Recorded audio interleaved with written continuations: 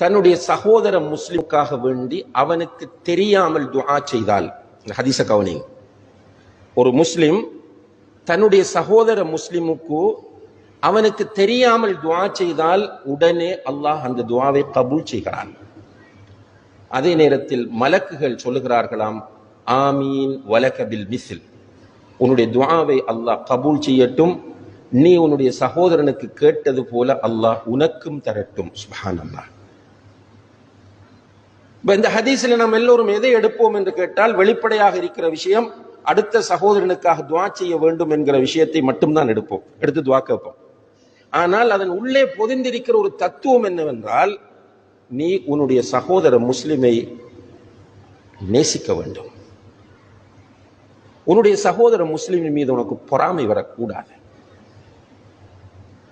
உன்னுடைய சகோதர முஸ்லிமின் மீது உனக்கு குரோதம் வரக்கூடாது.